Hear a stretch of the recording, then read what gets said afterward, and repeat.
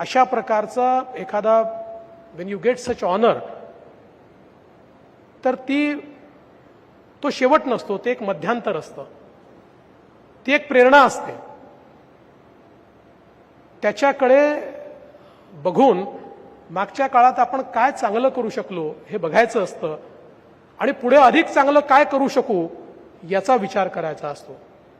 आणि खरं म्हणजे महाराष्ट्र हा असीमित शक्ती असलेलं राज्य आहे. जी शक्ती, जी ताकद महाराष्ट्राकडे आहे ती इतर कुठल्याही राज्याकडे नाही. आणि माननीय पंतप्रधान नरेंद्र मोदीजी जो नवभारत निर्मित करू इच्छित आहेत, जो एक शक्तिशाली भारत निर्मित करू इच्छित आहेत, एक 5 ट्रिलियन इकॉनॉमीचा भारत जो करू इच्छित आहेत, त्या भारताकडे जाण्याचा रस्ताच महाराष्ट्रातनं जातो.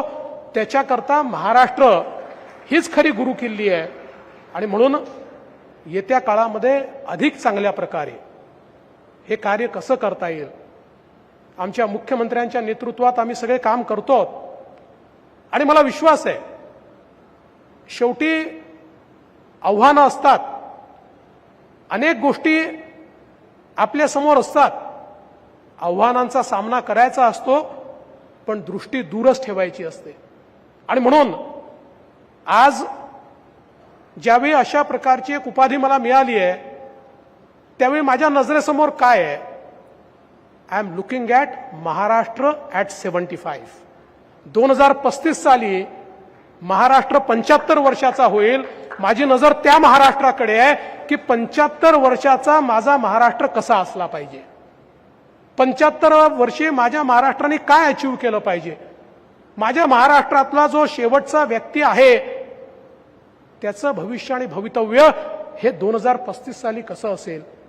आणि म्हणून 2035 साली महाराष्ट्र ॲट 75, जेव्हा 75 वर्षाचा माझा महाराष्ट्र असेल, त्यावेळी तो महाराष्ट्र कसा असला पाहिजे याचं मानचित्र तयार करण्याचा प्रयत्न मी करतोय.